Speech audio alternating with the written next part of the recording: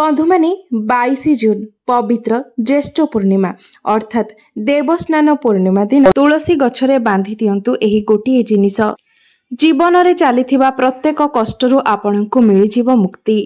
माँ लक्ष्मी को कृपारू आपणको जीवन रे केवल धनर वर्षा ही हेब नाही, आपणकर समस्त मनोस्कामना मध्य पूर्ण हेब। बंधुमाने हिंदू धर्म रे पूर्णिमार बहुत महत्व माना जाय थाए। पंचांग अनुसारे गोटिए वर्षरे 12टी पूर्णिमा पड़ी थाए एवं एही दिनटी रे विशेष करी भगवान विष्णु एवं माँ लक्ष्मी विशेष रीति रे पूजार्चना कराई जाय थाए। एही दिन ओस्त गछ को पूजा करिबा मध्य अत्यंत शुभ बोली माना जाय थाए।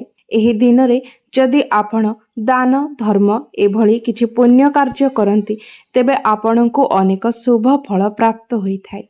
वैशाख पूर्णिमा रे आपण जदि सत्यनारायण को पूजा करती एवं भगवान विष्णुଙ୍କର मंत्र पाठ करती तेबे आपणकर समस्त मनोस्कामना पूर्ण होइथाए। एहा व्यतीत आपण जदि एही दिन निजर स्नान करिबा जलरे किछि अल्प किछि गंगा जल मिसाई स्नान करती तेबे एहा द्वारा मध्य आपणको गंगारे बुड़ पकाइबार पुण्य फल प्राप्त होइथाए। तेबे बंधु माने एही दिन जदि आपण किछि उपायर मध्य पालन करूछंती तेबे सेही उपायर आपणको 2 गुणा अधिक लाभ प्राप्त हेबो। तेबे एही दिन जदि आपण तुलसी गछ मूलरे एही जिनिसटी बांधी नियंती जहा विषय मु आपणको आजिर एही भिडियो रे कहिबाकू जाउछि। एही उपायटी को करिबा परे आपणको जीवन रे चलीथिबा दारिद्र्यता सबुदिन पई शेष होई जिवो। आपणकर आर्थिक स्थिति दृढ़ हेबा सहित आपणको माँ लक्ष्मीकर मध्य विशेष कृपा प्राप्ति हेबो। बंधुमाने एही पूर्णिमा दिन जदि आपण गृहरे सत्यनारायण पूजा करती एवं व्रत पालन करती तेबे एहाको अत्यंत शुभ बोली माना जाय थाए। एहा सहित एही दिन जदि आपण माँ तुलसी को विशेष रीति रे पूजा करिवे एवं तुलसी मूलरे एही गुप्त जिनिसटी बांधी देबे जहा विषय ज्योतिष शास्त्र रे वर्णना करा जायछि तेबे आपणको जीवनरु सबुदिन पई दारिद्र्यता दूर होई जिवो।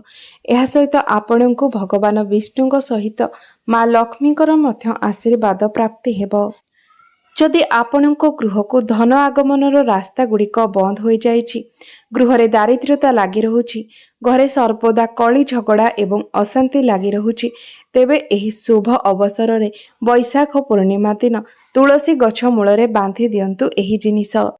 बंधु माने तुलसी गछ तो समस्ते लगाई थांती, मात्र एही कथा खूब कम लोक जानती जे तुलसी गछ मूलरे जदि आपण एही जिनिसटी बांधी नियंती तेबे आपणको माँ तुलसींकर विशेष कृपा प्राप्ति होइथाए।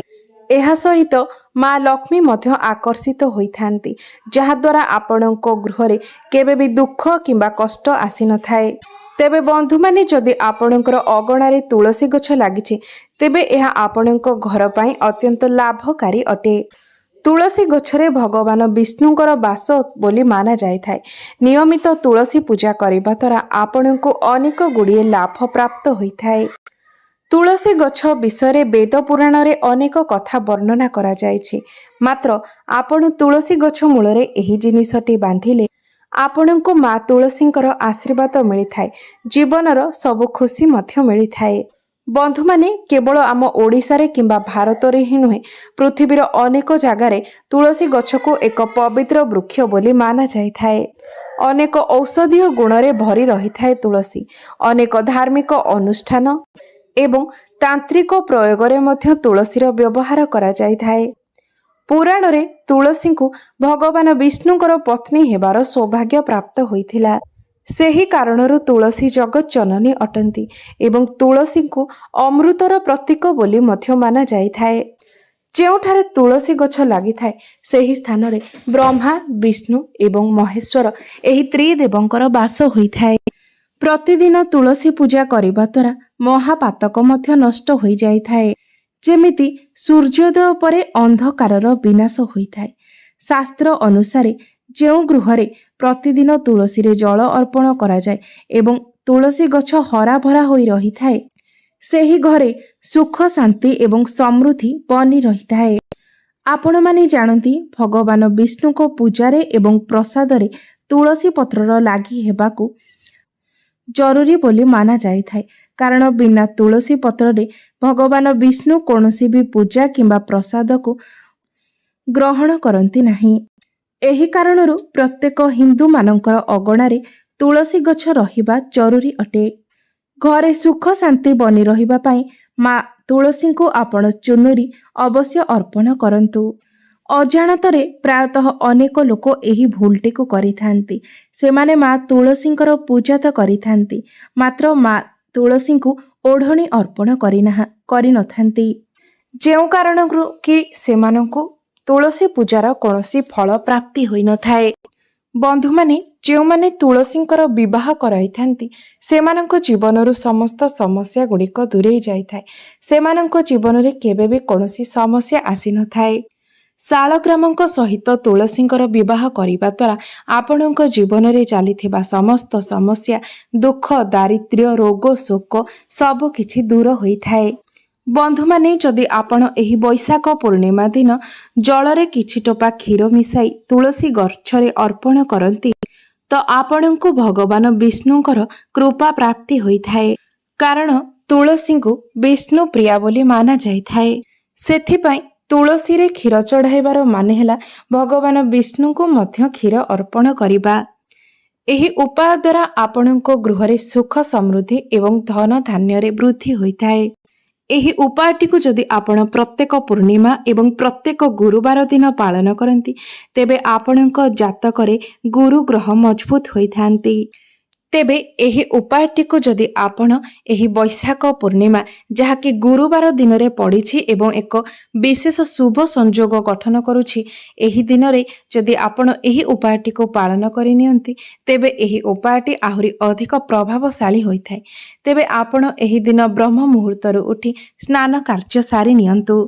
ତେବେ ଯେଉଁ ନାଲି ଏବଂ ହଳଦିଆ ରଙ୍ଗର ସୂତା ପୂଜା କାର୍ଯ୍ୟରେ ଲାଗିଥାଏ, ଯାହାକୁ କି ସେହି ସୂତାକୁ ଆଣି ଆପଣ ତୁଳସୀ ଗଛ ମୂଳରେ ବାନ୍ଧିଦେବେ। ତାପରେ ଆପଣ ଗୋଟିଏ ମାଟି ହାଣ୍ଡି ଆଣନ୍ତୁ ଏବଂ ସେଥିରେ ଚାଉଳ ଭରି କରି ରଖନ୍ତୁ।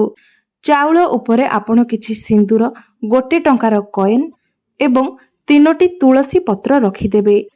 ତାପରେ ସେଥିରେ ଗୋଟିଏ ଚୁନୁରି ଘୋଡ଼ାଇ ଦେଇ ତାକୁ ନେଇ ମା ତୁଳସୀଙ୍କ ପାଖକୁ ଯିବେ ଏବଂ ତାକୁ ଧରି ଆପଣ ମା ତୁଳସୀଙ୍କ ନିକଟରେ ପ୍ରାର୍ଥନା କରିବେ ଯେ ଆପଣଙ୍କ ଜୀବନରେ ଚାଲିଥିବା ସମସ୍ୟା ଏବଂ ଦାରିଦ୍ର୍ୟତାକୁ ସବୁଦିନ ପାଇଁ ଦୂର କରିଦେବା ପାଇଁ। ତାପରେ ସେହି ହାଣ୍ଡିଟିକୁ ନେଇ ଆପଣ ନିଜର ଧନ ରଖୁଥିବା ସ୍ଥାନରେ ରଖିଦିଅନ୍ତୁ। ଏପରି ମାନା ଯାଇଥାଏ କି ମା ଲକ୍ଷ୍ମୀଙ୍କର ଆଉ ଗୋଟିଏ ସ୍ୱରୂପ ହେଉଛନ୍ତି ତୁଳସୀ।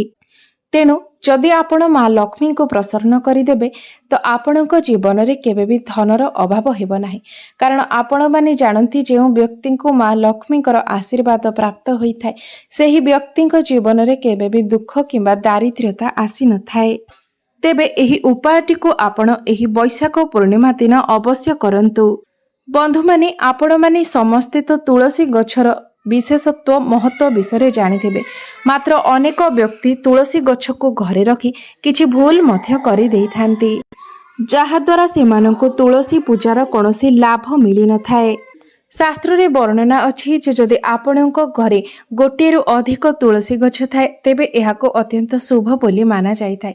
ଯଦି ଆପେ ଆପେ ତୁଳସୀ ଗଛ ଉଠିଯାଏ ତେବେ ଏହା ମା ଲକ୍ଷ୍ମୀଙ୍କ ଆଗମନର ସୂଚନା ଦେଇଥାଏ। ତେବେ ଗୁରୁତ୍ୱପୂର୍ଣ୍ଣ କଥା ହେଉଛି ଯେ ତୁଳସୀ ଗଛ ସର୍ବଦା ବିଷମ ସଂଖ୍ୟାରେ ରହିବା ଉଚିତ, ଯେମିତିକି 3, 5, 7 ଏହିଭଳି ଭାବରେ। ତୁଳସୀ ଗଛ ନିକଟରେ କେବେ ବି ଶିବଲିଙ୍ଗ ରଖିବେ ନାହିଁ କିମ୍ବା ଗଣେଶଙ୍କର ପ୍ରତିମା ମଧ୍ୟ ରଖିବେ ନାହିଁ। ଏହା ଆପଣଙ୍କର ବିନାଶର କାରଣ ହୋଇଥାଏ। ତେବେ ନିୟମିତ ଭାବରେ ତୁଳସୀ ମୂଳରେ ଦୀପ ଜାଳିଲେ ଆପଣଙ୍କୁ ପୁଣ୍ୟ ପ୍ରାପ୍ତି ହୋଇଥାଏ। ବନ୍ଧୁମାନେ, ଶାସ୍ତ୍ରରେ ବର୍ଣ୍ଣନା କରାଯାଇଛି ଯେ ଆପଣ ଯଦି ମା ତୁଳସୀଙ୍କ ସହିତ ମା ଲକ୍ଷ୍ମୀଙ୍କର ମଧ୍ୟ ଆଶୀର୍ବାଦ ପ୍ରାପ୍ତ କରିବା ପାଇଁ ଚାହୁଁଛନ୍ତି ତେବେ ତୁଳସୀ ଗଛ ମୂଳ ନିକଟରେ କଦଳୀ ଗଛ ନିଶ୍ଚୟ ଭାବରେ ଲଗାନ୍ତୁ। କାରଣ କଦଳୀ ଗଛରେ ଭଗବାନ ବିଷ୍ଣୁଙ୍କର ବାସ ହୋଇଥାଏ। ତୁଳସୀ ଗଛ ପାଖରେ ଶାଳଗ୍ରାମ ଅବଶ୍ୟ ରଖନ୍ତୁ, କାରଣ ଶାଳଗ୍ରାମ ମଧ୍ୟ ଭଗବାନ ବିଷ୍ଣୁଙ୍କର ପ୍ରତୀକ ଅଟେ। ତେବେ ଏପରି କରିବା ଦ୍ୱାରା ଆପଣଙ୍କ ଗୃହକୁ କେବେ ବି କୌଣସି ଦୁଃଖ କିମ୍ବା ସମସ୍ୟା ଆସିନଥାଏ। ତେବେ ବନ୍ଧୁମାନେ, तुलसी पूजार एही सबु नियम गुड़िको आपण निश्चय मने रखंतु एवं मानंतु। एहा सहित एही वैशाख पूर्णिमा दिन तुलसी गछ निकटरे एही उपायटे मध्य निश्चय पालन करंतु। तेबे बंधु माने मोर एही भिडियोटी जदि आपण माननकु भल लागिथाय तेबे भिडियोटी को लाइक करी चैनलटी को सब्सक्राइब करि दियंतु एवं कमेंट बॉक्स रे जय श्री विष्णु जय मां लक्ष्मी निश्चय लिखंतु।